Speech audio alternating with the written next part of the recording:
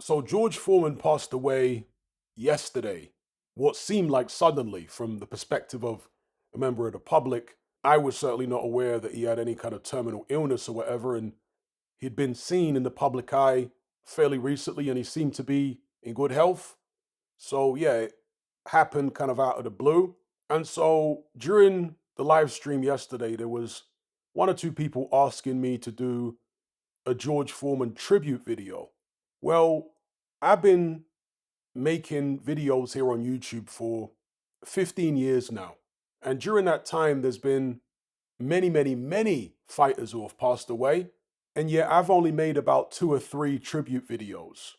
And the reason for that is because despite having a lot of respect for many of these fighters on a professional level in terms of how good they are as boxers, I did not have any type of deep emotional connection to most of them. Didn't know them personally, obviously. And therefore, I wouldn't feel right within myself to be sitting up here pretending like I'm really grieving and I'm really sad, so on and so forth, when I'm not. Particularly when you're dealing with a fighter in his 70s, right? A person in his 70s, as was the case with George Foreman. That's kind of a normal age for people to die. It's not like this is a fighter in the prime of his life who passed away in the ring. To me, that's what I would call a tragedy. Somebody in their 70s passing away, it's sad for their families and whatnot. But for me, it's just life, right? Death is a part of life. So I'm not going to sit up here and pretend like I'm mourning and grieving because I'm not. I don't have any type of personal relationship with most of these fighters, nor a profound emotional connection. So I don't tend to do tribute videos when fighters, particularly older fighters, elderly fighters, pass away. What I do though is career reviews, and I haven't done one for a while. You can see here on my YouTube channel that I've done a number of them. Some of them have been very popular, particularly the career review I did for Mike Tyson. And so, yeah, I'll do a George Foreman career review rather than doing a tribute, pretending to be all emotional when I'm not. So, yeah, let's get into the George Foreman career review. Now, I first got into boxing in the 1980s, and it was through watching videotapes of Muhammad Ali. Relatives of mine were big Ali fans, cousins, uncles, and so on who were older than me. And the first time I saw Muhammad Ali on videotape, I was just blown away by his personality, this larger than life character. And so I knew, despite not never watching Muhammad Ali live, on television or wherever, when he was still fighting in the 70s and very, very early 80s, I became familiar with his career through watching these videotapes after he retired, right? And obviously, George Foreman was one of the villains, quote unquote, in the Muhammad Ali story. So I am pretty well versed in George Foreman's career. And for those of you who are not so familiar with his career, this video will serve as some sort of, I don't know, education. It will be somewhat informative for you. Now, I've got George Foreman's box rec up here, as well as his Wikipedia, because BoxRec are still doing this weird thing where they're not recognizing the WBA, which is absurd because the WBA is actually the oldest sanctioning body. The oldest of the major sanctioning bodies is the WBA. So, yeah, let's get started on George Foreman's career. So, in the amateurs, of course, George Foreman was very successful. Back then, the United States was very successful producing Olympic gold medalists in the heavyweight division.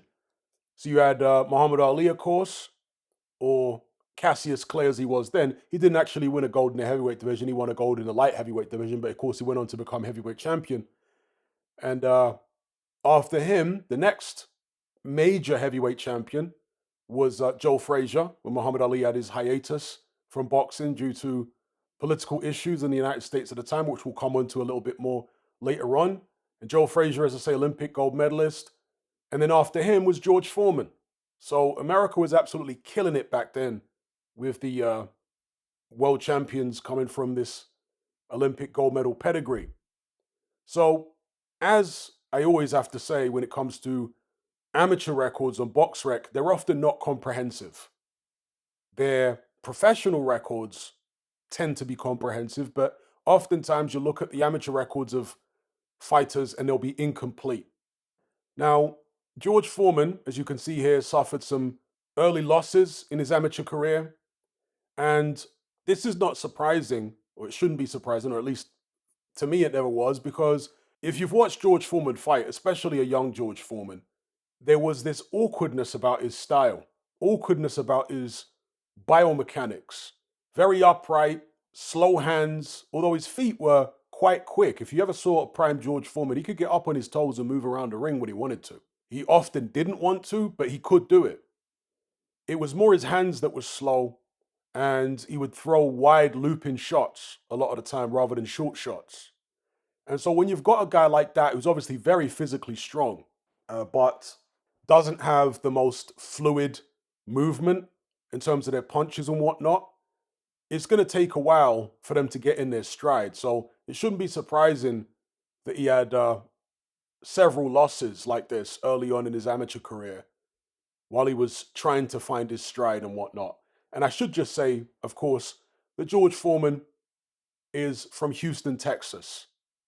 Born in Marshall, Texas, but resided in Houston, Texas, and was raised in an area in Houston called the Fifth Ward, which is kind of a notorious place in Houston. It's actually where the Charlo brothers are from. They're from the Fifth Ward as well.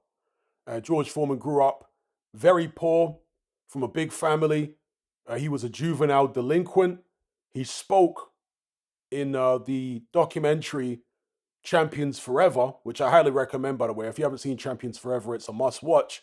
He spoke in that documentary about the fact that he had family members who would constantly tell him that he's never going to be anything, that he's never going to amount to anything, because one of them, I think it was a sister or an aunt or something like that, caught him playing hooky, as they called it colloquially in America, from school, or being a truant from school, bunking off school. And he said that the reaction of the person was to say, well, it doesn't even matter that you're skiving off school, that you're bunking off school, because you're never going to be anything anyway. Nobody from this neighborhood ever becomes anything. So get back in your bed and go to sleep. It doesn't matter. And he said that that pretty much had a profound effect on him. And he said, no, I'm not going to be a nobody like my family think I'm going to be, like the people in the neighborhood think I'm going to be. I'm going to make something out of myself. And obviously, he turned to boxing. So he was involved in petty crime and stuff like that growing up in the Fifth Ward. But he turned to boxing. And because of his size, his athleticism, his physical strength, his determination, his meanness, he was a mean guy, George Foreman, when he was young. He ended up having success. He triumphed in the Olympics in 1968, becoming the heavyweight gold medalist. He beat a guy called Jonas Sapoulis, who was a citizen of the USSR, the Soviet Union. Stopped all but one of his opponents in the Olympics. The first bout he had, he won that on points, but everybody else got stopped. But in the Olympic final, or after it was over, should I say, George Foreman sparked controversy among African Americans because this was the 1960s. This was the period of the civil rights movement. This was a period where Black Americans were still being brutally oppressed. There was, Jim Crow in the South. George Foreman was from the South. There were lynchings going on. There were multiple assassinations of Black civil rights leaders, from Malcolm X, Martin Luther King, and many, many Black Panthers were assassinated. There was COINTELPRO, the FBI infiltrating Black liberation organizations and so on. So this was a treacherous time in American politics, and a perilous time if you were a Black activist or anything like that. So that was the context of the time, right? And so at Olympics and various other sporting events, you'd see some of these Black athletes putting the fist up, right, in solidarity with the Black struggle. The Black Panthers obviously used to do that, put the fist up and whatnot. So you'd see a lot of them do that. And obviously you had Muhammad Ali, a very outspoken character, and so on and so forth. And so basically America, the country, the state, was seen as, by many people in the Black community, hostile towards Black people. It certainly had been for several centuries during slavery and Jim Crow and all that, right? And Black people did not have the same rights, certainly up to the 60s. They didn't have the same rights as Caucasians or what have you. So it was a very charged time, racially charged. And after George Foreman won his bout in the final of the Olympics, rather than putting his fist up in solidarity with his people and the struggle, he instead got these little American flags and he started waving these flags around. And that, as I say, sparks controversy in the black community. A lot of people were upset that George Foreman would do that because they saw it as him siding with the American state, the American establishment, which was seeking to oppress black people. Now, Foreman responded to that by saying that's not what he meant. He wasn't meaning to do that. He was at an international tournament. Okay, this tournament, the Olympics in '68, took place in Mexico. And he was competing against people from loads of other countries. So he says he didn't see it as siding with an oppressive regime in America, oppressive of black people. He didn't see it like that. He just saw it as representing his country against the USSR, and the various other countries that his opponents came from. But yeah, that was a contentious incident, even in his amateur career, which didn't help endear him to his own people, although it would have made him more popular with white people, quite frankly, in America, waving the stars and stripes and whatnot like he did, irrespective of his intention. But anyway, he turns pro. Let's switch over to his pro career here. So he turns pro back in '69. So it's the year after he's won the Olympic gold. And the first thing I want you guys to take note of is his weight. So George Foreman is thought of as a big heavyweight. They used to call him Big George Foreman. That was his nickname, Big George. But by today's standards, he was actually a small heavyweight. So he turns pro at 219 pounds. In English money, that's 15 stone 9. All right, that's how small George Foreman was in terms of weight. 15 stone 9, 219 pounds. And 6'3" in height with a 78-inch reach. So this is a guy who really is like a similar size to Alexander Usyk. Not a big heavyweight by today's standards, small. His next bout, he was 215. And there's just a couple of names I want to point out here in George Foreman's early career. Chuck Wepner, who was never an elite heavyweight, but he did fight some elite heavyweights. George Foreman fought him in his fourth pro bout. Okay, so make note of Chuck Wepner in his fourth pro bout. And he also fought George Chuvalo. I'm not sure which bout number this was. We'd have to count them all. Is there an easy way to count them on the pro career? Okay, yeah, we could do it this way because it's got the number of bouts he's had up here. So George Chuvalo was in his 22nd bout. So George Foreman, despite being an Olympic gold medalist, was moved relatively slowly in the pro ranks. So you'll see here, he didn't challenge Joe Frazier for the heavyweight title until his 38th bout. So he was moved very similar to Deontay Wilder, for example. I mean, maybe even more slowly than Wilder. Didn't challenge for the heavyweight title until he had 38 fights under his belt. Yeah, they moved him very, very slowly.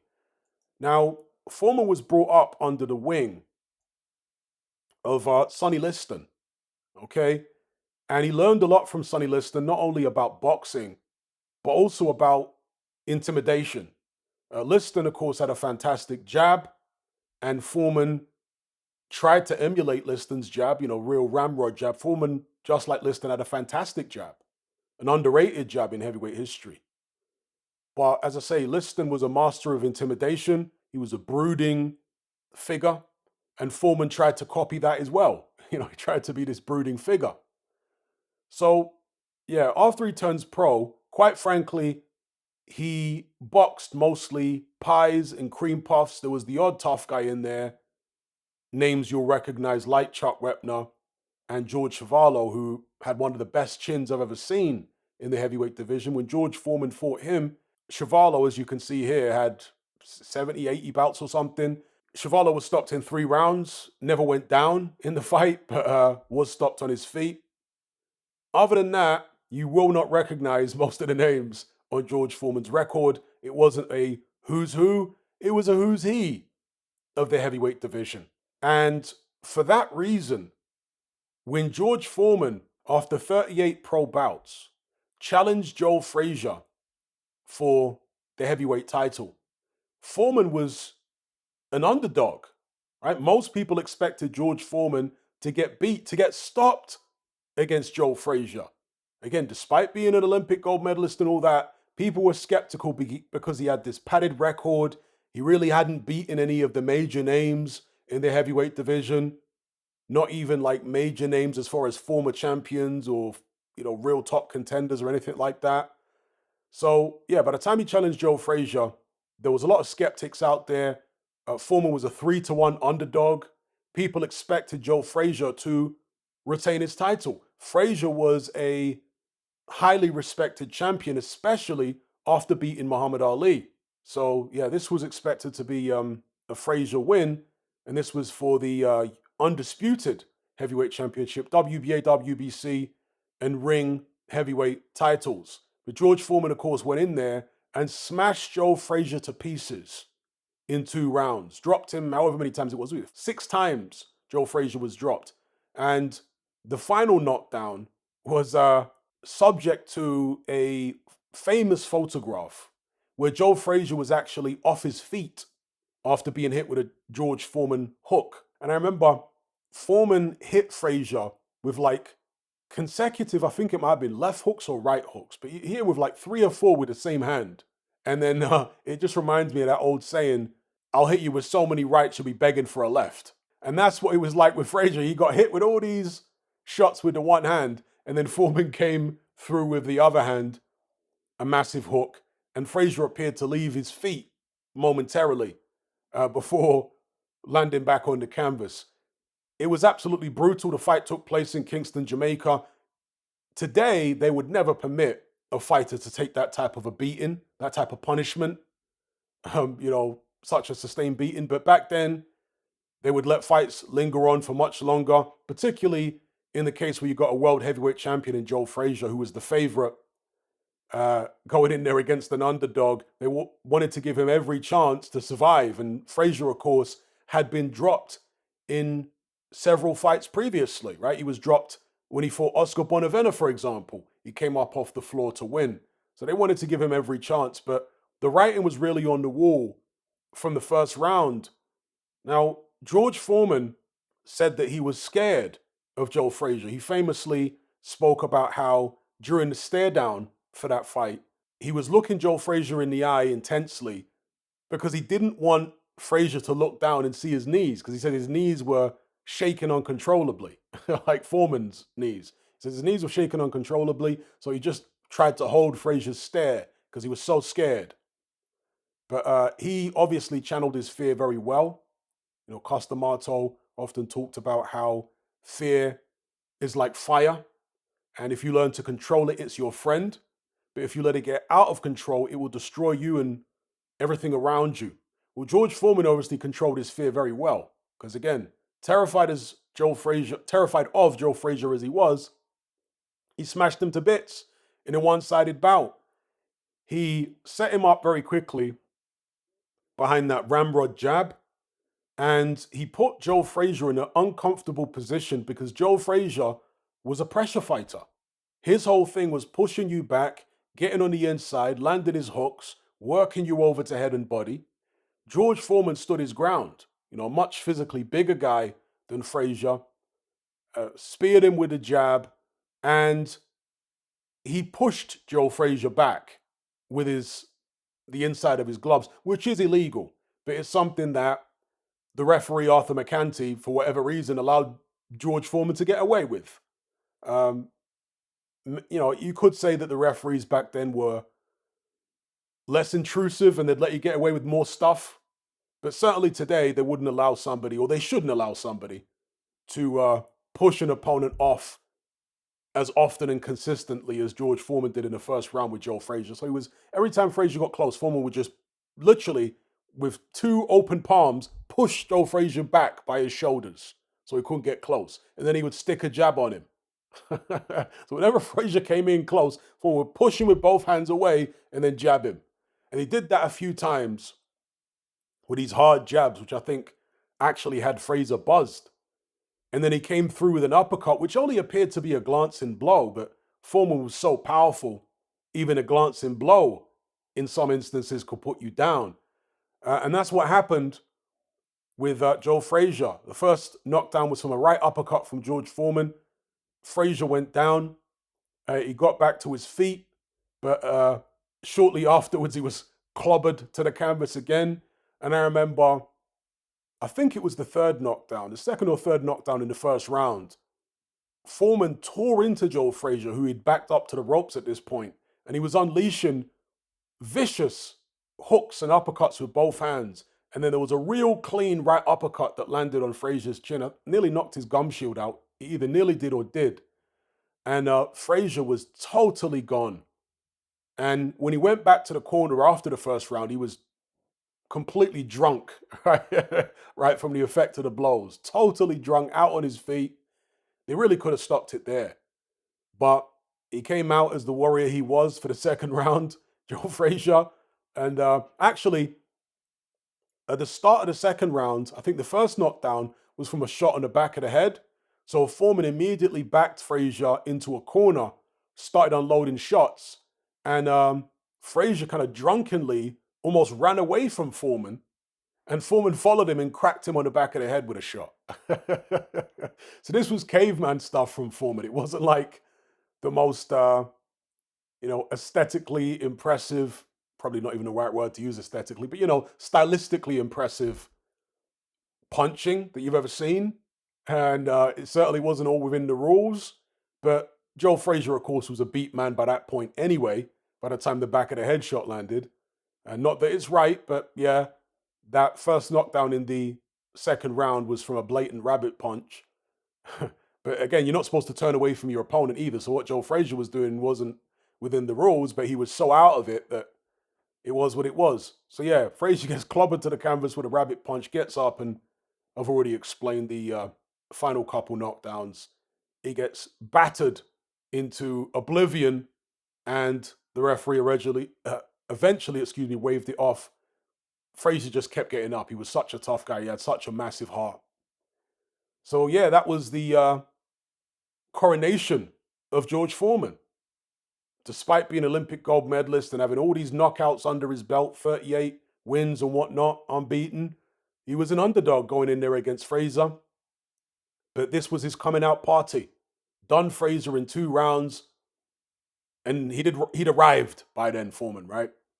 In Kingston, Jamaica. And incidentally, just to show you how brutal it was back then, Frazier and Foreman wore 8-ounce gloves for that fight. 8-ounce gloves. These are heavyweights, okay? In today's boxing, only welterweights and below wear 8-ounce gloves. Okay, but back then, even heavyweights in some fights were wearing 8-ounce gloves. And they were horsehair gloves. Horsehair gloves have very low density padding. So you can literally feel the knuckles through horsehair gloves. Now, horsehair gloves are still permitted today. Okay. Tyson Fury, for example, wore horsehair gloves in at least one of the Deontay Wilder bouts, certainly the second bout. I think the first bout as well. I forget about the third, but certainly the first 2 bouts he wore horsehair gloves, and people were all up in arms, and they were acting like there was some kind of cheating going on because Fury's gloves looked, how can I even describe them, distorted in terms of the shape. He was wearing horsehair gloves.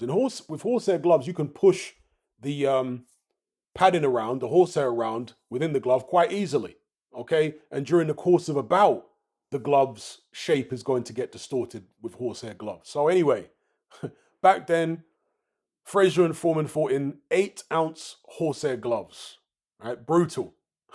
Frazier was on the receiving end of that. And of course, Frazier was unbeaten up until that point, 29-0. Ironically, despite being the more experienced fighter at a higher level, he'd had less pro bouts than Foreman. And I think one of the reasons that they moved Foreman so slowly is, again, because of the awkwardness of his biomechanics. I think they figured we need to take our time with this guy because he's not the most fluid, and it's going to take a while for him to find his stride. And they did the right thing with him because obviously when he fought Frazier, he got the result. He then made his first defense against Jose Roman in Japan. Now, Jose Roman was not an elite fighter, but he had a decent record of 45, 7, and 1. And Jose Roman did something which he very quickly regretted, which was actually to spit in George Foreman's face before the fight had started. Yeah. He spat in George Foreman's face, which obviously enraged a young George Foreman. And he came out in that bout and he attacked Roman with an intensity that was probably beyond anything we saw in his other heavyweight title bouts during his prime years. And he was always intense, of course. You know, he tore into Fraser, tore into Ken Norton, who we'll come on to. But Jose Roman really, really upset him. And if you go watch that fight, yeah, the ferocity of George Foreman's attacks is really quite something. He pins Roman on the ropes and he just unleashes these massive wide hooks where he's putting everything into them and he bludgeons him to the canvas in brutal fashion with these hooks and uppercuts. And yeah, that fight didn't go around. So Mr. Roman, or Roman, to pronounce it the Spanish way, learned his lesson very quickly. Don't poke the bear. It's a bad idea. So yeah, he got through with him. Then he went into the Ken Norton fight, another fighter who Foreman in later years admitted he was terrified of. He said he was absolutely terrified of Kenny Norton and that the bout was forced upon him, right? And this is an interesting thing also about George Foreman. During his first reign as heavyweight champion, he never fought in the United States, which probably didn't help his popularity because, you know, Foreman was a very surly character. And again, you've got the Joe Frazier's, you've got the Ken Nortons, you've got the Muhammad Ali's who were very personable. They had relationships with people in the media, you know? And so the public felt like they knew these guys. And so obviously there were plenty of people who didn't like Ali, but he still had a big fan base. And he was obviously rivals with Fraser. So the Ali and the Fraser fan bases were kind of separate, right? Generally, people who supported Fraser were not fans of Ali and vice versa. But still, they had personalities and they were witty and funny, especially Ali, but even Fraser to some extent. And that really resonated with various sections of the public. But George Foreman was seen as like an ogre. He didn't have a good relationship with the media and he didn't have a particularly good relationship with the public, you know, and fighting abroad for all of his heavyweight title reign the first time around certainly didn't help, yeah? But obviously, it was a good thing from the perspective of being the heavyweight champion of the world, not the heavyweight champion of America, right? It was this idea that you should be able to fight everywhere in the world so that the whole world knows you. So, yeah, anyway, Foreman's second defense of his heavyweight title was against Ken Norton in Venezuela, a guy he, again, said he was terrified of. And he made light work of him just as he'd made light work of Joe Frazier. So he was running roughshod over the heavyweight division at this stage. Frazier and Norton are two guys who'd beaten Muhammad Ali. So understand how significant these wins were. And this was not an over-the-hill Frazier. This was an unbeaten Frazier. This was not an over-the-hill Ken Norton. This was a prime Ken Norton. And George Foreman went in there and just punched him out in a couple of rounds. Again, in the Champions Forever documentary, which I think you can watch on YouTube now, you know, for free, Ken Norton described what he planned to do against Foreman. He talked about his game plan. He basically said he planned to use his jab and box off the back foot and counter George Foreman with his hook. He was going to try and get Foreman to load up because Foreman would throw very wide shots, right? Going to get Foreman to load up and then counter him with his hook. And Ken Norton, who was a great character, you know, very charismatic, very funny guy. During the documentary, he said, well, when I got in the ring with Foreman, I was using my jab and then I was waiting for him to load up and I was backing up while I was waiting for to load up. But then I kept backing and I kept backing and I kept backing, and then I stumbled. And obviously he was saying this sarcastically, with a twinkle in his eye and all that. He said I stumbled, rather than saying I got, knocked to the canvas by Foreman's shots. But yeah, Norton got through the first round fairly well. But in the second round, George Foreman pinned him on the ropes. And as Norton was trying to spin off the ropes to his left, away from Foreman, Foreman threw a very educated shot. People don't think about Foreman as being somebody with a high boxing IQ, but he did have a high boxing IQ. Yeah, despite the awkwardness of his movement and the awkward looking nature of his punches, he was clever in there. And that was something that was even more apparent in his second career, which we'll come on to, when he had his 10-year hiatus and he came back. So Norton spun off to his left, away from the ropes, but Foreman then threw this wide right hook as Norton was moving that way, which caught Norton on the side of his face and stunned him. Foreman then pounced on him very quickly. He realized he'd stunned him, and he threw multiple shots with the right hand. It might have been 3 or 4 shots, which were all hooks or uppercuts with the right hand. Okay, very unusual punch sequence. And this is something I've spoken about with some of the greatest punchers, certainly in the heavyweight division of all time, is one of the keys to their success is unusual punch sequences. Most fighters expect, after they've been hit with a left or blocked a left, that a right is going to be coming, or vice versa.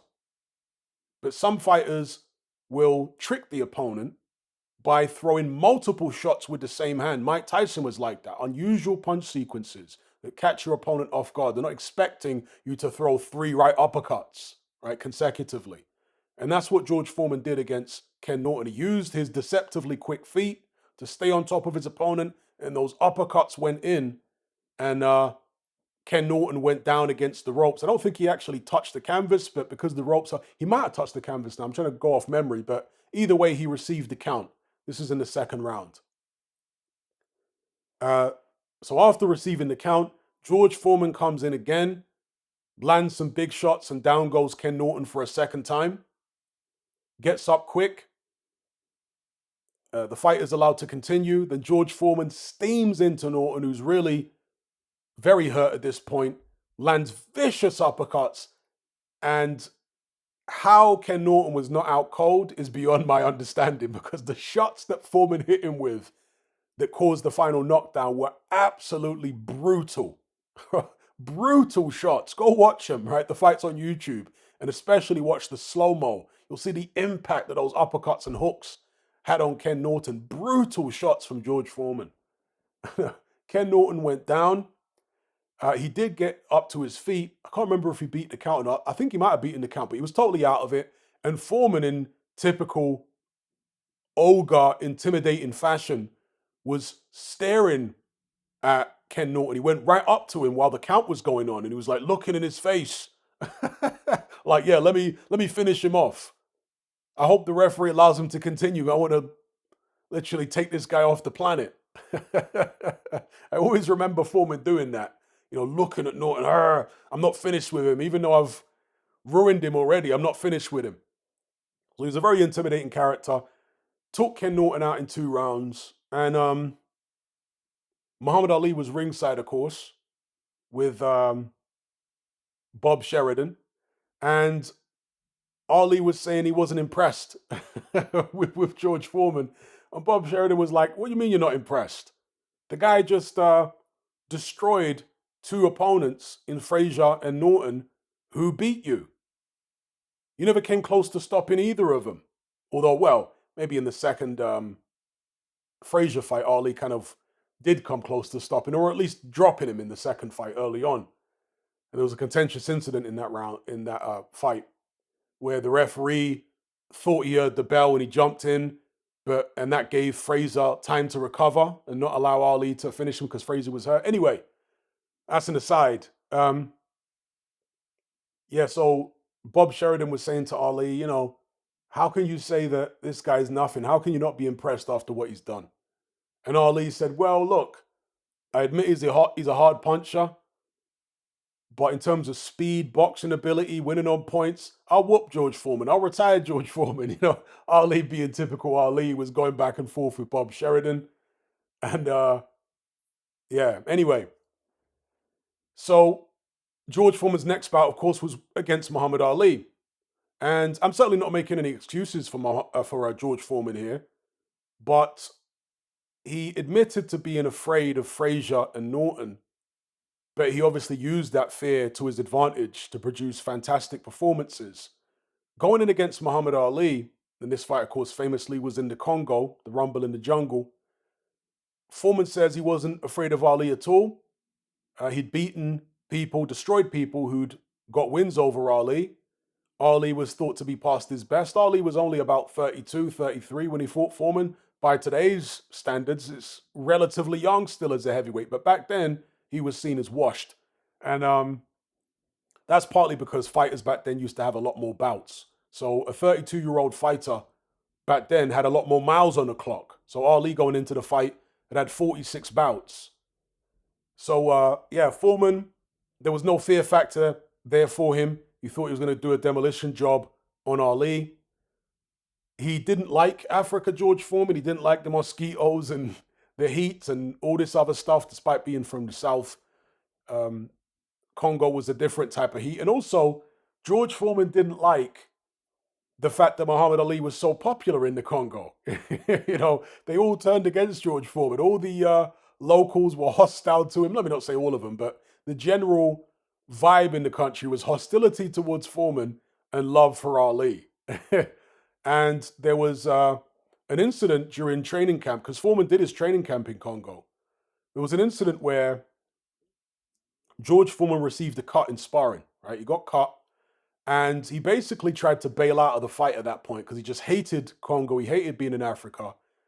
He tried to leave the country, but Lumumba, the president of Zaire, as it was known back then, today it's known as the Democratic Republic of Congo. Back then it was Zaire. The president didn't allow him to leave the country. Obviously, he controlled all the ports and airports and seaports and everything, and land borders and whatnot. And he wouldn't allow George Foreman to leave the country. So they were literally forcing George Foreman to go ahead with the fight despite the cut. So there was a delay to the fight. Obviously, Foreman was forced to stay longer in a country he really didn't want to be in, where everyone seemed to want Muhammad Ali to win. The fight goes ahead. Raucous atmosphere with the fans famously cheering Ali Boumaier, which means Ali kill him. And Muhammad Ali came out and flipped the script on George Foreman. Foreman, of course, expected him, like most people expected Ali to stick and move or attempt to stick and move. But Ali, of course, didn't have his legs by this stage of his career. The legs he had in his 20s and his prime. He couldn't move for more than a couple of rounds at this stage, Ali. And it should be said that Ali was a huge underdog, of course, not just with the public and with pundits, boxing writers, journalists, and so on, and among many fighters and trainers, but he was also an underdog in the eyes of many members of his team. This is something that Ali had spoken about afterwards, that there were people in his team that didn't even believe he was going to win. There was a somber mood among Ali's team going into the ring against George Foreman. Like they half expected him, or perhaps fully expected him to get demolished. But Ali went in there, flipped the script. He tried to move early against Foreman because Foreman was in a hurry. He didn't like being in Zaire. Ali had wound him up. The people in Zaire had wound him up. And so he really wanted to get the fight over with as quickly as possible. So he came charging out. It was very hot, of course, let me not say a hotter environment than he was used to, because Kingston, Jamaica would have been a similar climate and whatnot when he fought Joe Frazier there, but it was still hot. And yeah, he came steaming out and basically punched himself out in the first 2 or 3 rounds, trying to get Muhammad Ali out of there. Ali being very physically tough, defensively somewhat slick, even though he was taking big shots, he knew how to ride the punches, particularly with George Foreman being such a wide swinger. Not really throwing short, compact shots like Joe Frazier, but throwing these big, wide shots that you could more easily anticipate, or at least Ali was able to more easily anticipate. And so he drew George Foreman's sting. Afterwards, there was some controversy about how loose the ropes were. And some people say that contributed to Ali being able to survive the early rounds using the famous rope-a-dope tactics and whatnot. Although George Foreman himself, again in the Forever, or Champions Forever, excuse me, documentary, he admitted that he was just making up excuses after the fight, saying, it was the ropes, my shoes were too big. He was making excuses, he just couldn't accept defeat, right? So Foreman was magnanimous enough in later years to admit that. But either way, the ropes were loose. It's a country that didn't have a lot of professional boxing. Maybe it was just an oversight or whatever. Did it help Ali? Maybe, because he did lean very far back. I mean, he was leaning back like Fat Joe on those ropes at points and using it to get out of the way of George Foreman's hooks. But he did get hit with plenty of hooks too. And there was one round, it might have been the fifth, where Foreman was wailing away. He had Ali pinned on the ropes for the majority of the round, and he was wailing away.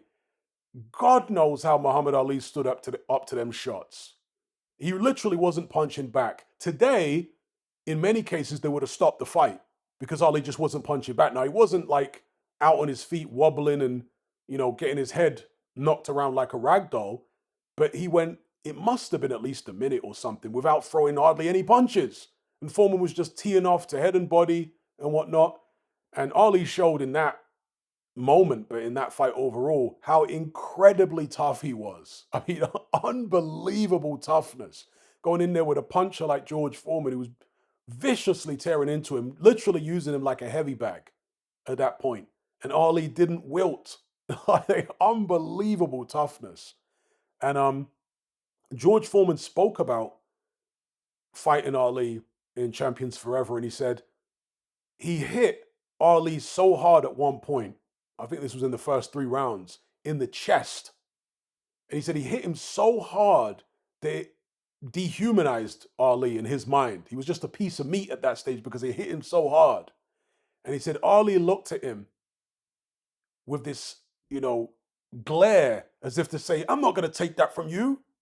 That was the defiance, the fighting spirit of Muhammad Ali.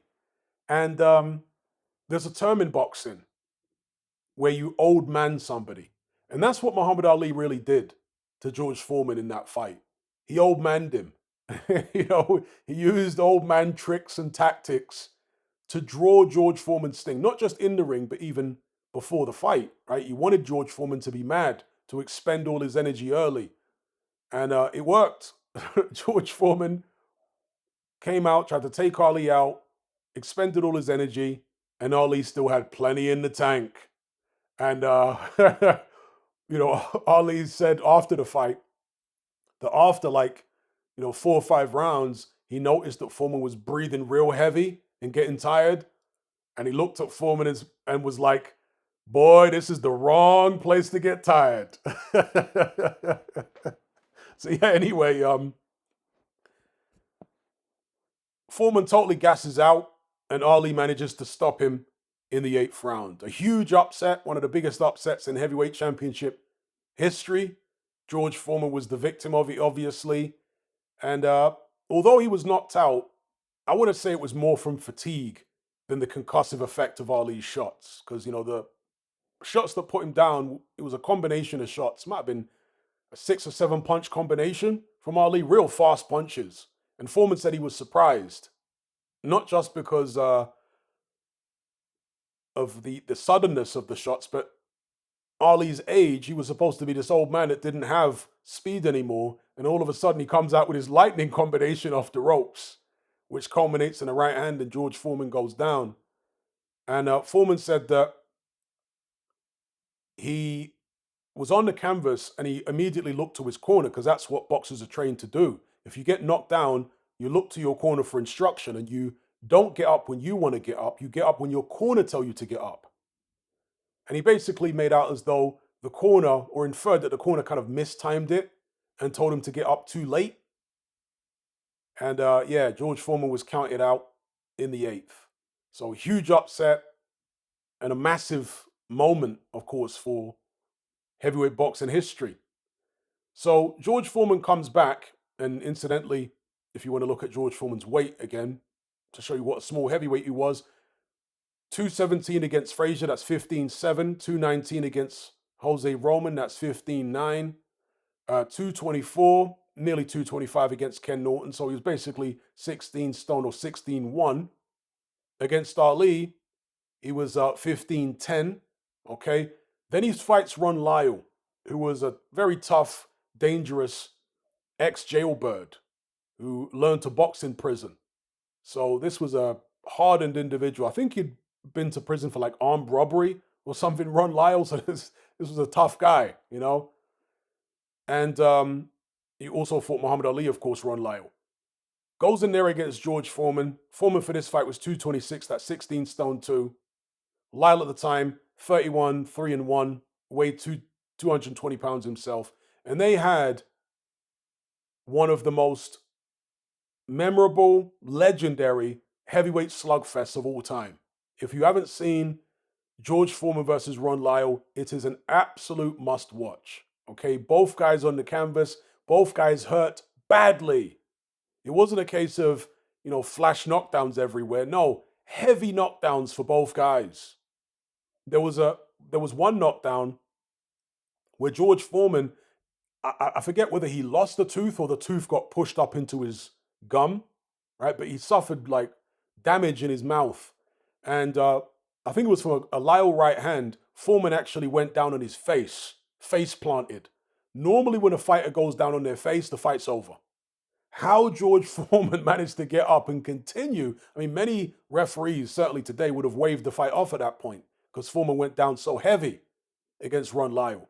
But Foreman managed to get to his feet. He was down multiple times in the fight, and he outlasted Lyle in an absolute slugfest between two big power punchers. Lyle had the more correct technique, the shorter shots and everything, but Foreman was, as he was in pretty much every fight, and perhaps indeed every fight he had in his career, the physically stronger guy. You see, one of the things that would differentiate George Foreman from a guy like Deontay Wilder, who was also a devastating puncher, is the fact that while Wilder had great one-punch power with the right hand, George Foreman had power in both hands, right? George Foreman was incredibly physically strong. Whereas Deontay Wilder, not that he was necessarily weak, but there were plenty of fights where he was manhandled and bullied. Obviously, 2 of the 3 Fury fights being an example. Whereas with George Foreman, nobody ever manhandled George Foreman. He was always manhandling you. So he had tremendous physical strength, and that was part of what made him so effective. Nobody could push him back, at least not for sustained periods. Maybe for little, a few seconds here or there, somebody could push him back. But in terms of sustained periods throughout the course of a fight, no, he's walking you down. You're not walking him down. So yeah, George Foreman, tremendous physical strength. And that really is what won the day for him, or at least partly what won the day for him against Ron Lyle. Is he was just a stronger fighter in there. Despite being dropped and in all sorts of trouble and having that, mouth damage and whatnot, he was just able to impose himself on Ron Lyle, push through all the adversity, and get the stoppage. Lyle, by the end, was totally exhausted and hurt as well. And as I say, he was counted out in the 5th. An absolute must-watch. And I remember the commentary for that fight with Howard Cosell. Cosell was absolutely shocked at the fact that Foreman was getting dropped, because there was a bunch of narratives after Foreman lost to Ali, like I say, with the ropes and this, that, and the other, and Foreman not liking it in Zaire and so on and so forth. And so there were excuses basically for what happened to him. But when he went in there against Ron Lyle and started getting dropped all over the place, well, at that stage, you can't have any excuses, right? He's fully prepared. He's coming at 226 pounds. He's strong, etc., etc. but yet he's still finding himself being dropped and in all sorts of trouble. And that came across in the commentary of Howard Cosell, who was like, "What has happened to George Foreman? What has happened to this monster who was running through the heavyweight division? Now he looks so vulnerable." I'm paraphrasing here, but that's basically what he said. Anyway, after the Lyle fight, he goes into the rematch with Joe Frazier. And this might be the only time I've ever seen Joe Frazier, and it looks so awkward. The only time I've seen Joe Frazier try box on the back foot. Because obviously boxing on the front foot didn't work when he fought George Foreman the first time. So he figured, let me come in heavier. Right? He came in the same weight as Foreman, 224 pounds, and he didn't carry the weight well. He also shaved his head. So he was trying all these new things, thinking he'd get a different result. Shaved his head, came in heavy at 224 pounds. I'm sure that must have been a career heaviest for Frazier at the time, at 16 stone. And he tried boxing off the back foot, which is kind of counterintuitive. If you're going to come in heavy, you would think you're going to be boxing aggressively, boxing a physical fight. But he came in heavy and he's trying to box off the back foot, which again looks so weird to see Joe Frazier boxing off the back foot. But that's what he did. And it allowed him to last a bit longer. But ultimately, he was bludgeoned to the canvas in the fifth round. The first knockdown, he was pinned on the ropes. Foreman was opening up with hooks from both hands. Frazier goes down and, he was down again. And the fight was waved off. So George Foreman was very firmly Joe Frazier's nemesis. He just couldn't get to grips with the style and the ability of George Foreman. Foreman then, in fact, one thing I forgot to talk about actually, which was it before the Lyle bout? I think it was just before the Lyle bout. Yeah, it was. Maybe it's got a reference to it here on Wikipedia. Does it? It should do, because it was, quite the affair at the time. Let's see here. Retirement comeback. Okay, it doesn't seem to. Oh, no, here it is. Yeah. It references it here. Foreman versus the Five. So, what am I doing here? So Foreman had, after the Muhammad Ali fight, after the loss to Ali, he partook in a bunch of exhibition bouts. Right? It was really like a farcical thing, but he fought 5 guys in one night. And you can again see this on YouTube, Foreman versus the Five. And he stopped 3 of them, and the final 2 managed to go the distance. And this was basically like a PR exercise where Foreman was attempting to show how he wasn't himself against Ali and whatnot. And now he's at his best, he's unstoppable. And to demonstrate it, he's going to go in there and fight 5 guys on one night, knock them all out, and then call Muhammad Ali out for the rematch. And Ali was in attendance there at ringside with Howard Cosell. But it backfired from a PR perspective. Ali was wildly popular, more popular than ever, particularly with the black community, right? And Foreman fought a bunch of journeymen, as you would expect. You're not going to fight top contenders, 5 top contenders in one night, but maybe boxing fans back then were a bit more naive. Perhaps they thought he was going to fight people that were good. No, he fought a bunch of cream puffs. He stopped the first 3 of them. And in fact, does it talk about him here? Yeah, here we go. So these are the exhibition bouts he had. Stopped the first 3 of them. But by that point, he was quite tired. All right. And then the last 2 managed to last the distance. But because it's exhibitions, for some reason, they didn't score those bouts, the last 2. Is it because Foreman would have lost the bouts if they had scored them? I don't know. But anyway, exhibition bouts. He had those. Foreman versus the Five. Again, that's on YouTube. He then had the Ron Lyle bout, the rematch of Joe Frazier. Fought Scott Ledoux, fought John Dennis. So those were knockout wins for him. Another one against Pedro Augusto. Again, these are not great opponents. I mean, Scott Ledoux was a pretty tough guy. But, these are not exactly cream of the crop heavyweights, although John Dennis was unbeaten. He finally steps back up again to proper world level against Jimmy Young. And this was a major point in his career, pivotal moment in his career. Goes in against Jimmy Young, who was 25-2 at the time.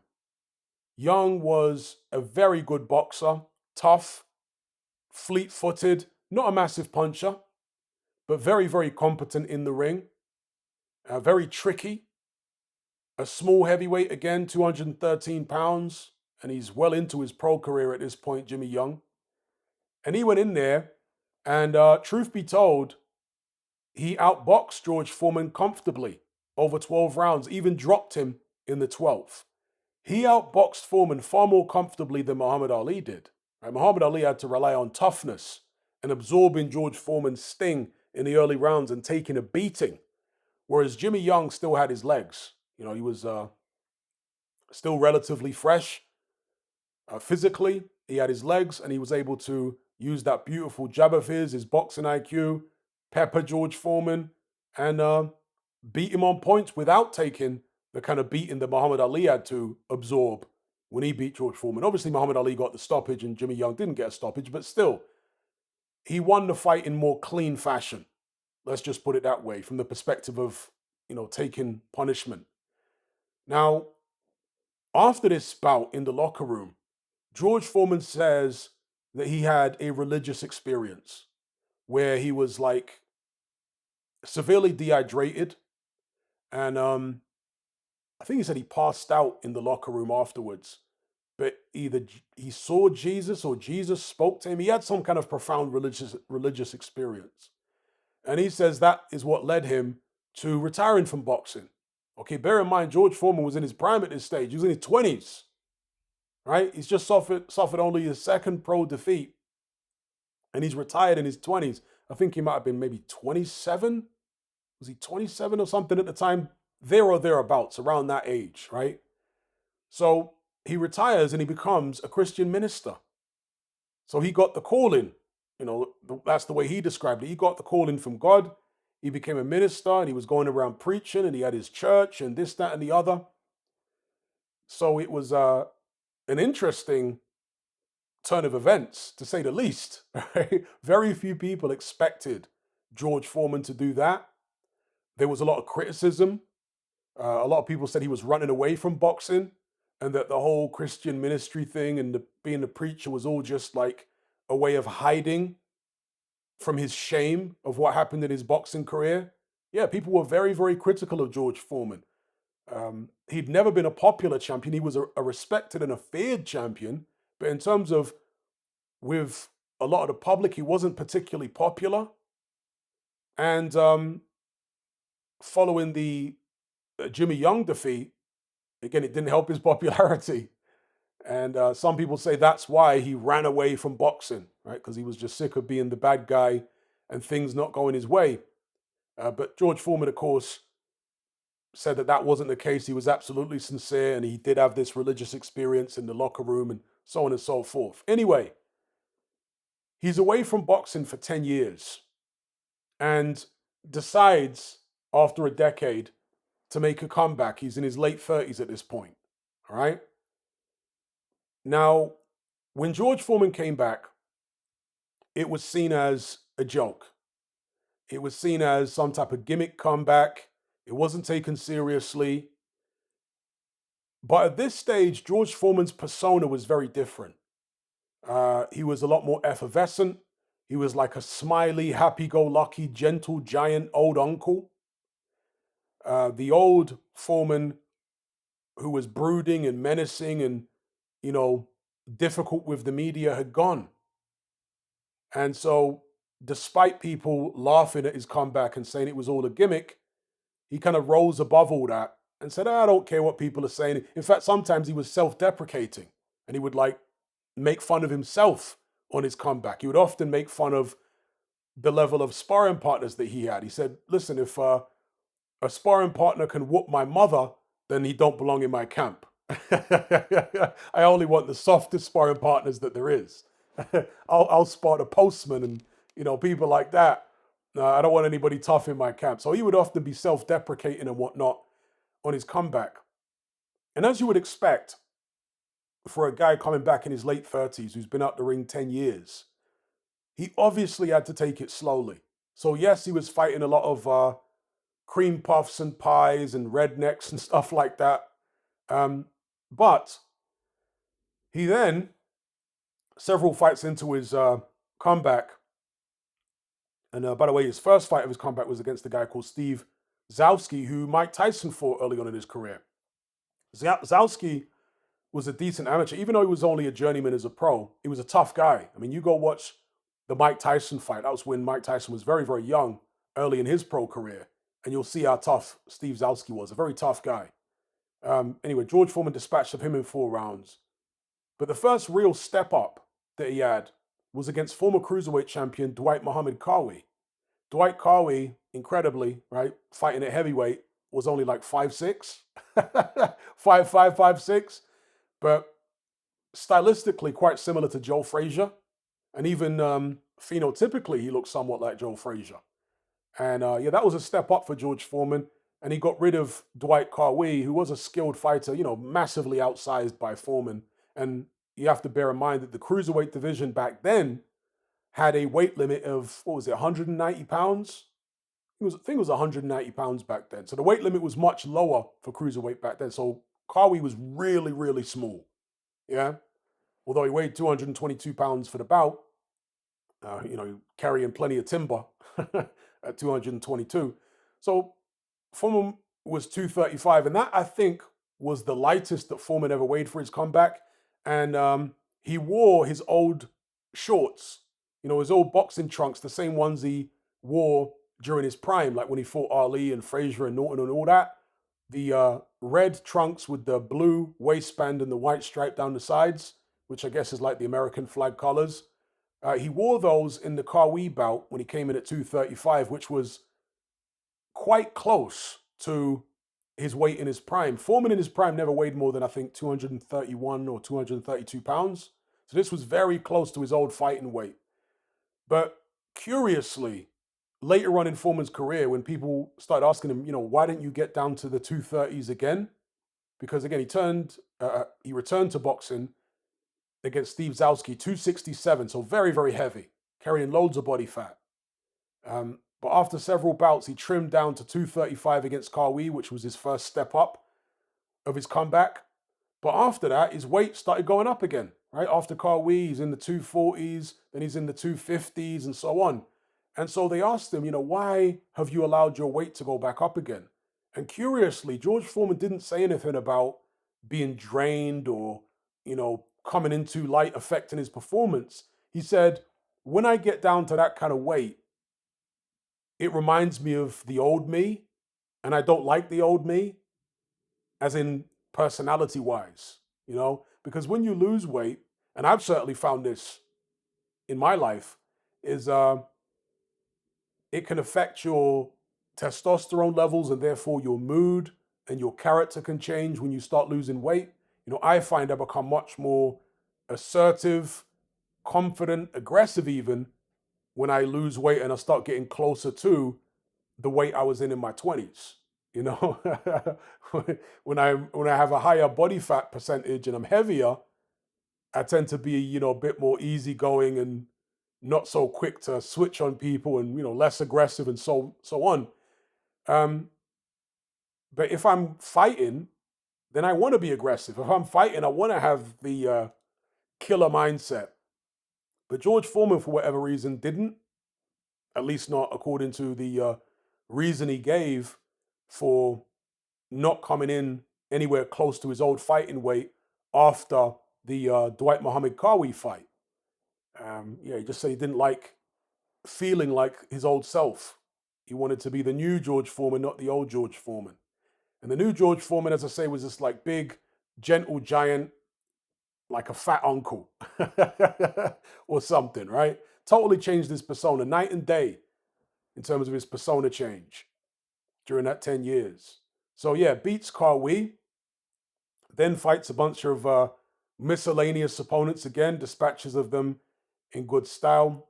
David Jaco is a guy who was taken out in 1 round by Mike Tyson, also in the 1980s. Big, tall, lanky guy. Funny enough, David Jaco gave Razor Ruddock his first career loss.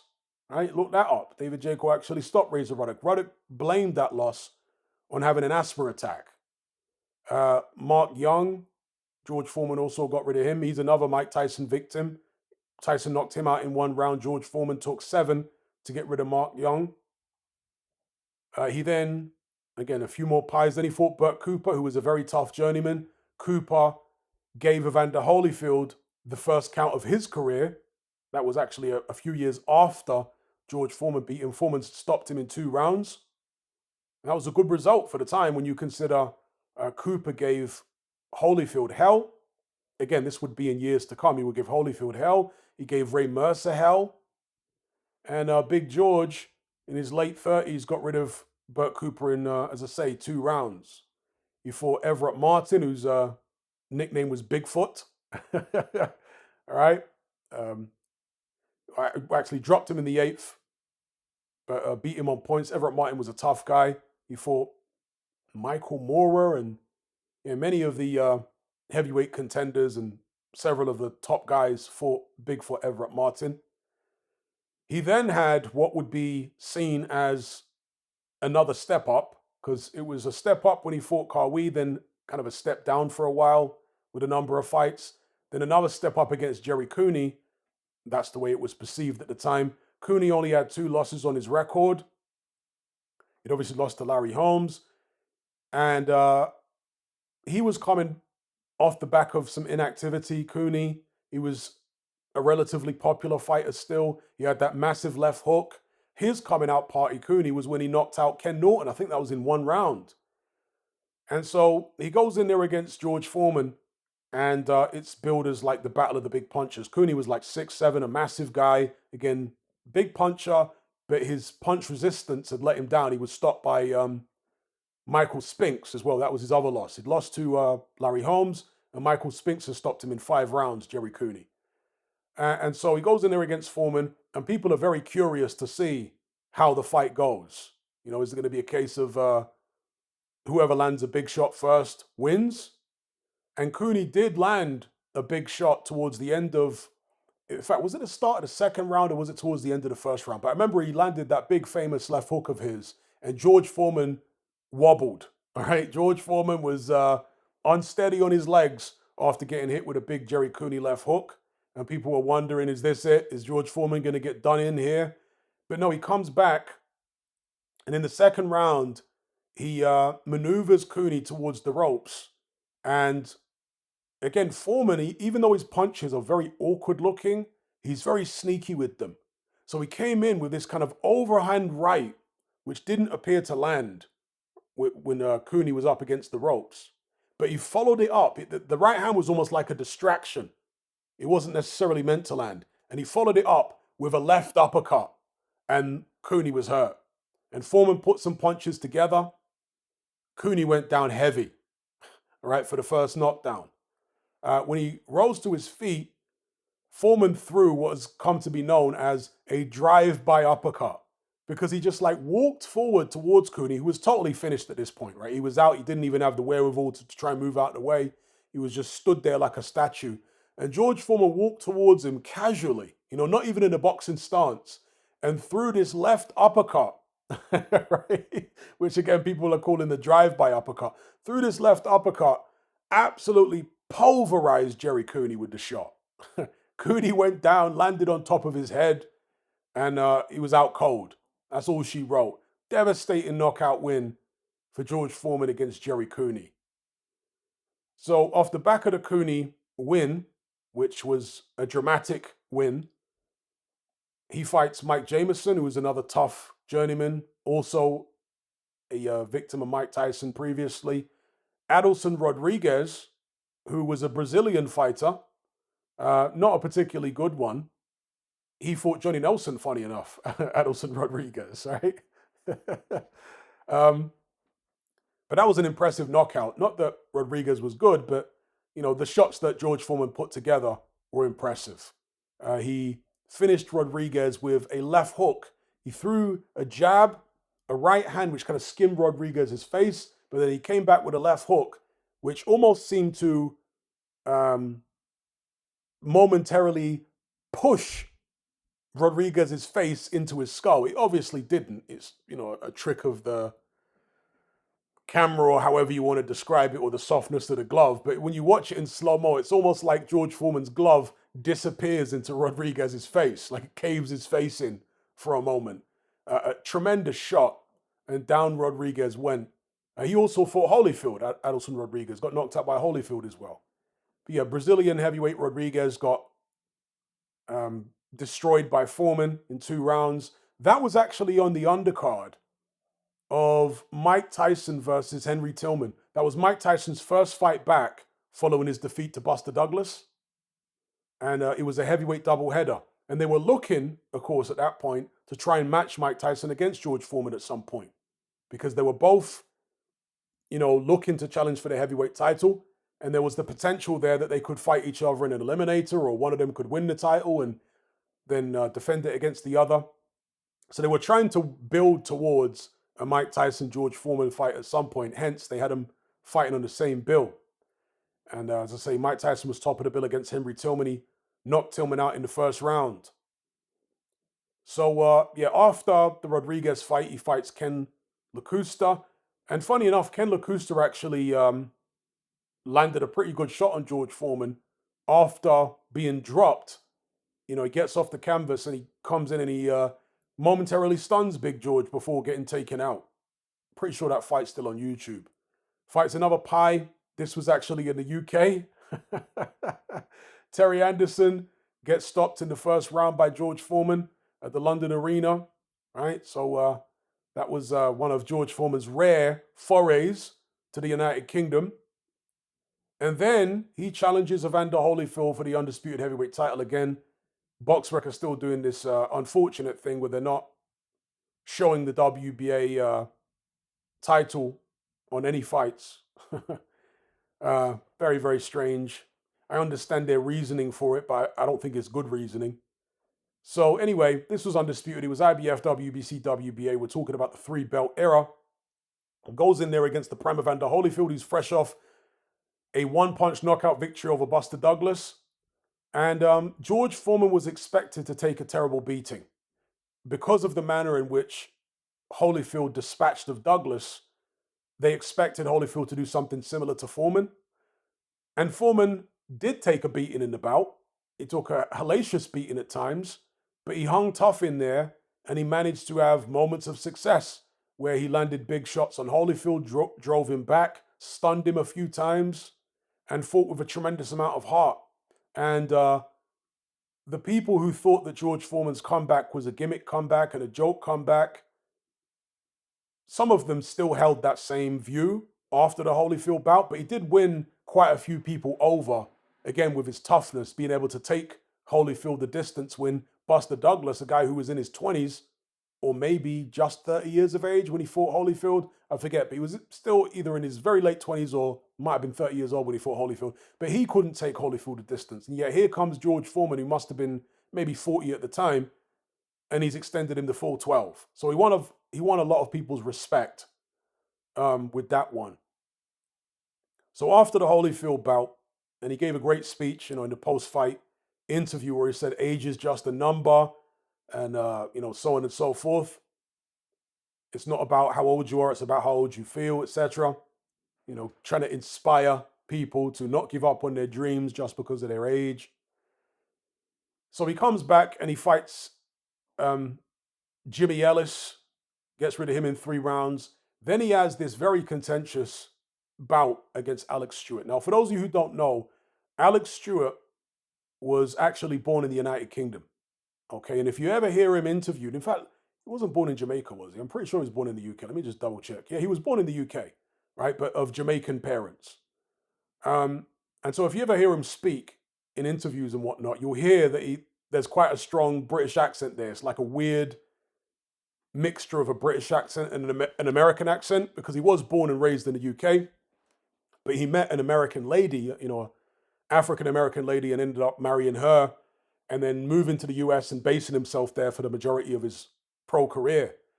And he was 28-3 going into the bout with George Foreman. He was supposed to be a Pie, but he turned out to have a lot more ability and a lot more heart than George Foreman had reckoned for. And he busted up George Foreman's face something horrible. Right? That's the worst that I think I've ever seen George Foreman busted up was in the Alex Stewart fight. You go watch that bout. Yeah, Foreman was, Alex Stewart was mixing it up on the inside at times, sticking and moving at times. And a lot of people felt as though George Foreman got a gift in that fight because he did win it on a majority decision. Okay. One of the judges had it a draw, 94-94. The other two judges had it in Foreman's favor by 1 round. So you go watch the fight and tell me what you think. But it was a very, very contentious fight at the time. People felt like Alex Stewart was hard done by. And of course, Stewart was, his career was helped basically by his performance against George Foreman. So anyway, George Foreman then fights Pierre Kotzer, stops him in 8 rounds. That was actually a pretty good performance by George Foreman, the big South African heavyweight. There were two big South African heavyweights back then in the 1980s. There was Jerry Coetzee and Pierre Kotzer, two big like Afrikaans heavyweights. Both looked quite similar to each other. Both had like big walrus mustaches and whatnot. Then he fights Tommy Morrison. He challenges Morrison for the WBO heavyweight title, which back then was very lightly regarded. Today it would be the equivalent of challenging for the IBO heavyweight title. The WBO never, I mean, it had just been created at this point. It was created in the very early 90s. So it was only a couple of years old as an organization. And it wouldn't really gain universal recognition as a legitimate sanctioned body until the Klitschko era, which was obviously a long, long time after this. So anyway, he fights Tommy Morrison, and Morrison flips the script on George Foreman because Morrison was really a pressure fighter. Morrison, despite not having the greatest punch resistance, modeled his whole style on Mike Tyson, believe it or not. He had the same manager as Mike Tyson in Bill Caton, and Caton set Morrison up with a lot of people in his team that would help him to try and replicate Mike Tyson's fighting style. Okay. So, yeah, Tommy Morrison against George Foreman flipped the script. Rather than fighting his usual pressure fight, and he fought far more sensibly, which was on the back foot. Didn't give George Foreman the opportunity to set himself and let go of those big shots. Comprehensively outboxed Big George and gave him a shellacking. His face wasn't as badly beaten as it was in the Alex Stewart fight, but he was still pretty badly beaten. All right. And that is against a Tommy Morrison who was known for having a not particularly good chin after the loss he suffered to Ray Mercer, but also he'd been dropped and hurt in several other fights. So he had a reputation as being chinny. So he's coming off the loss to Tommy Morrison. Michael Moorer has just beaten Evander Holyfield for the heavyweight title. And he gives George Foreman a shot at the title coming off a loss, which was basically a cherry pick, right? A man in his 40s, at this time he's 45 years of age, George Foreman. He's taken a beating from Holyfield, took a beating from Alex Stewart, took a beating from Tommy Morrison. Michael Moorer thought he was food. He thought this is a nice, easy first defense of my heavyweight title. It's a cherry pick, but of course it was a cherry pick gone wrong. Because George Foreman did take a beating against Michael Moorer for like 9.5 rounds. But then in the 10th round, George Foreman, who said later on that he never really put full power on the right hand early in the bout because he wanted Michael Moorer to let his guard down basically and get relaxed, because he felt like if he threw the right hand with full power early on, Moorer would be sharp enough to anticipate it, block it, take the sting out of it, and so on. So George Foreman basically said that he wanted to keep the right hand in reserve till later on in the fight and actually throw soft right hands to condition Moorer into thinking that he could take the shots and therefore stand in front of George Foreman for longer. Now, whether or not you buy that story is up to you, but that's what George Foreman claims, right? That's what he claimed. So, yeah, in the 10th round, he lands two right hands, very short right hands. And this was one of the differences between George Foreman in his prime and the older George Foreman in his later career, is the older George Foreman shortened his punches a lot better. He did throw wide, crazy looking shots at times still, but there were many other occasions when he would throw very, very nice short shots. And you will not see many shorter right hands than the ones he dispatched Michael Moorer with. Now, as ever with boxing fans, there are loads of people, if you go to the video of that knockout, claiming it was a fixed fight and Moorer took a dive and the shots didn't look hard enough to drop somebody. Well, you underestimate the power of George Foreman for one, and you also underestimate the weakness of Michael Moore's chin. Michael Moorer was always very chinny. He was dropped countless times in his career. Okay? He did not hold a good shot at heavyweight. He was really a natural light heavyweight, and he had a good run in the light heavyweight division. He was a beast at 175 pounds, Michael Moorer. But against the big guys, he couldn't take a shot. And yeah, he got hit with those two right hands from George Foreman. The second one cut his lip. If you watch the knockout, you'll see that when Michael Moorer turns around to try to get off the canvas, all this blood is dripping from his mouth. And that was the result of the right hand from George Foreman. So anyone who's thinking it was like a tap and it didn't do any damage, oh, it did damage, mate. It did plenty of damage. And it was enough to lay waste to Michael Moorer and allow George Foreman to become the oldest heavyweight champion in history at 45. And that record on 22nd of March 2025 still stands all these years later. What is that? 31 years later, still stands. Oldest heavyweight champion of all time. Now, what happened after that, George Foreman fought on for a few bouts more, was basically just a victory lap. So he was stripped by, this is a rare reference that BoxRec still have to the WBA, right? Because look here, it says it's the IBF World Heavyweight title fight. It doesn't mention it being a WBA World Heavyweight title fight against Michael Moorer, but it was as well. Right, there were two belts on the line for this fight, not just the one. But George Foreman was stripped of the WBA belt shortly afterwards for refusing to face Tony Tucker. Now, Tucker was pretty past his best himself at this point, but not as past his best as Foreman was, right? So Foreman, who was promoted by Bob Arum, saw an opportunity here to basically do a victory lap and capitalize on this Indian summer in his career, this popularity, because again, people love underdogs. People had fallen in love with George Foreman's new persona at this point, this gentle giant, uncle type persona that he had. And so when he knocks out a young champion in Michael Moorer, who was in his 20s, everybody loved him. It was, this big George Foreman loving. And so he and Bob Arum decided, you know what? No more tough fights. We're going to do a victory lap now. And so, as incredible as the achievement was, George Foreman beating a legitimate champion in Michael Moorer for the heavyweight title, what happened after that was a bit of a circus, if I'm being honest. Okay. So, after the Michael Moorer fight, he gets stripped for refusing to face Tony Tucker. He fights Axel Schultz, and the IBF title was on the line. And also, people were making up sanctioning bodies in the 90s like every week.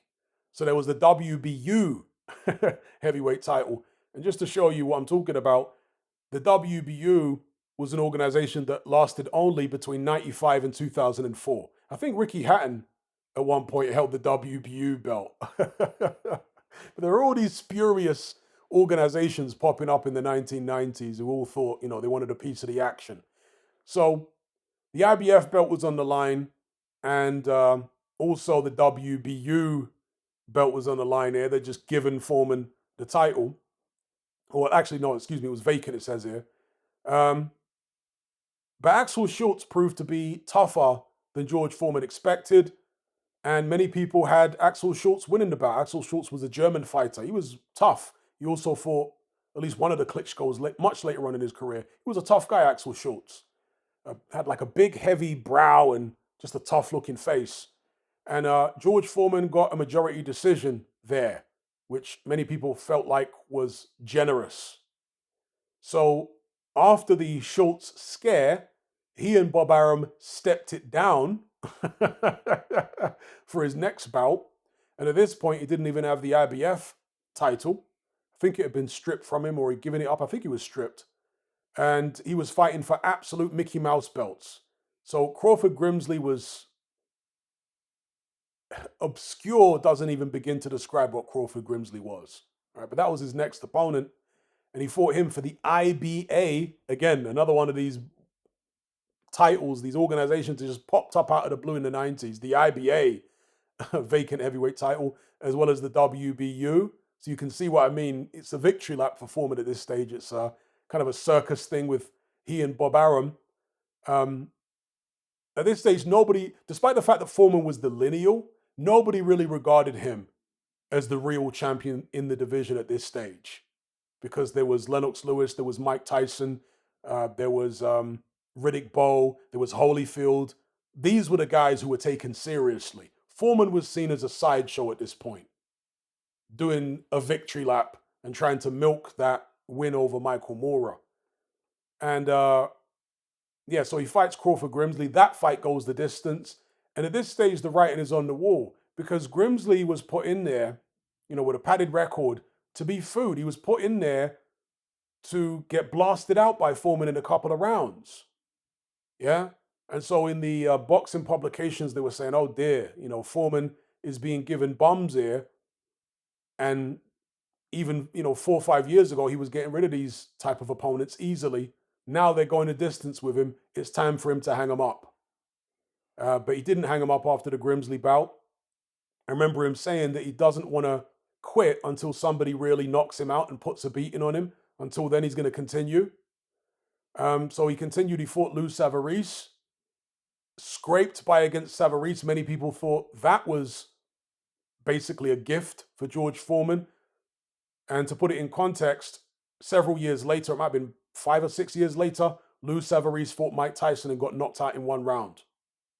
Although Lou Savarese did beat a comebacking Buster Douglas. Buster Douglas, for those of you who don't know, after he lost to Evander Holyfield, he fell into a deep depression and he gained an enormous amount of weight and nearly lost his life due to weight gain because he ended up in a diabetic coma.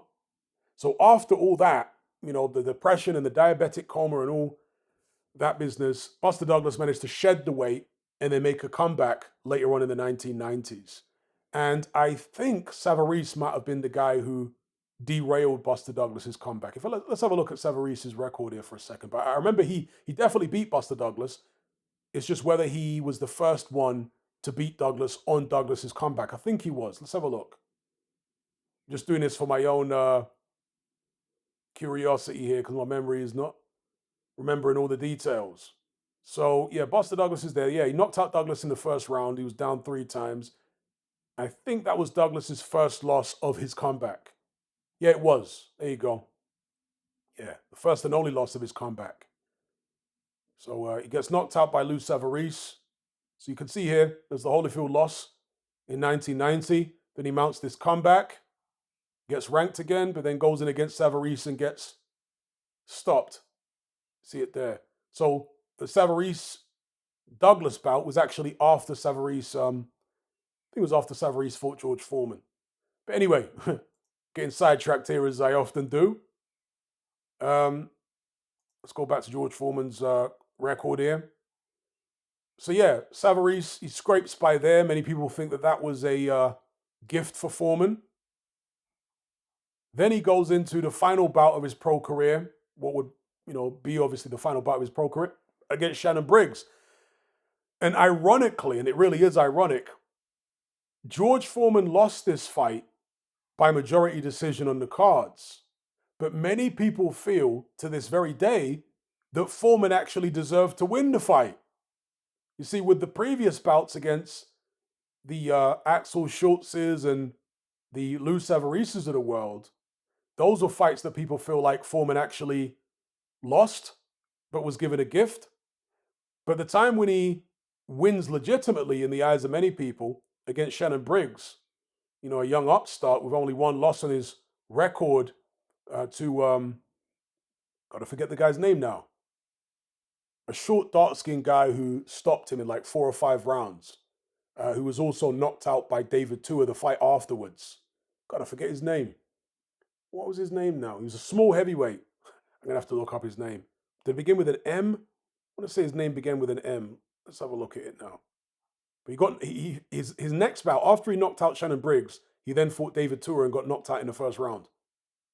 Darrell Wilson. There you go. That was the guy. Yeah, did begin. Did I say M? Yeah, it didn't begin with an M. Darrell Wilson was his name. And yeah, he stopped Shannon Briggs in 3 rounds. And in his very next fight, he fights David Tua and gets knocked out in 1 round himself. So he was up for a very short amount of time, Darrell Wilson.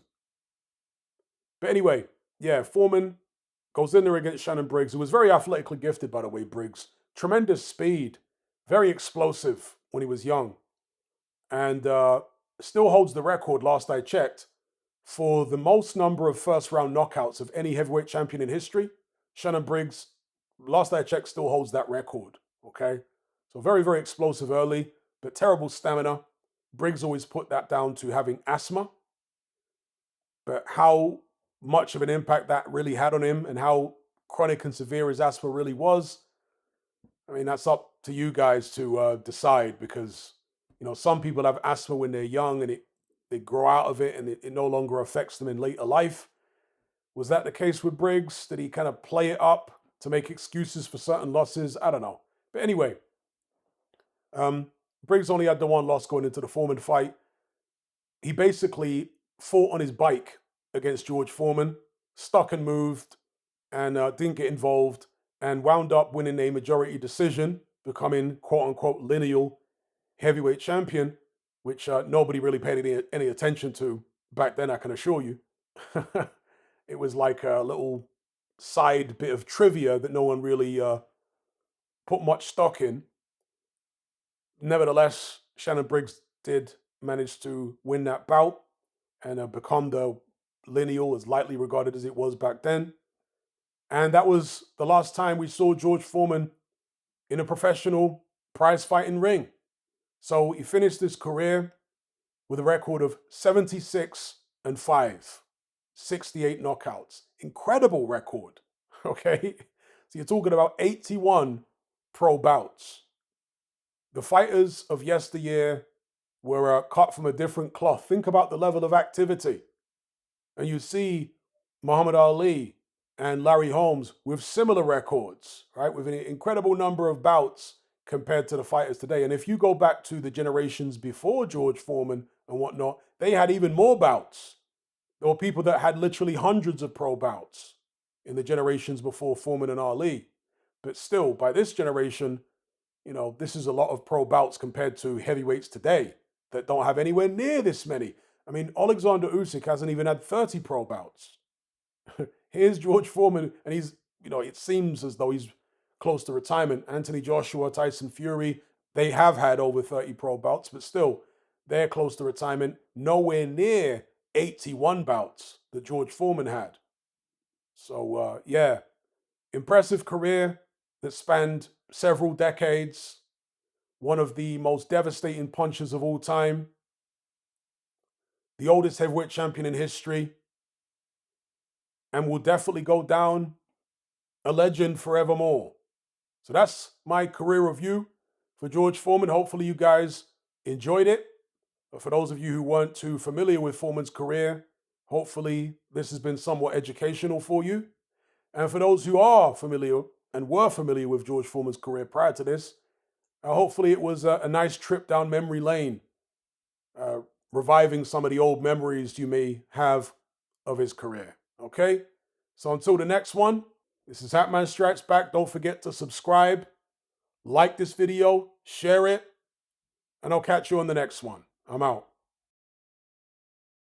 Are you surrounded by mindless bots in human form who adhere to the norm and blindly conform, who swallow all the mainstream BS and actually ridicule you for questioning things? Do you wish you had more free-thinking individuals in your life to network and converse with? Well, look no further. We're right here. Come and join the Brotherhood of Reason on Patreon. You'll gain access to my weekly topical content where we take deep dives on an endless variety of subjects, as well as my vast back catalogue of podcasts, videos, interviews, movie decodings, and my Confessions of a Nightclub Bouncer series. You'll also get to talk and network with myself and hundreds of other people in our members chat. You can enjoy all this via the Patreon app or on desktop and download all my podcasts in high quality MP3. There's no contract, no commitment. You can cancel at any time, just like Netflix, but it's a hell of a lot cheaper. Just download the app from the Play Store or the App Store, or simply visit patreon.com on a web browser. Then head on over to my page and select the tier called the Brotherhood of Reason. All the links are in the description box below.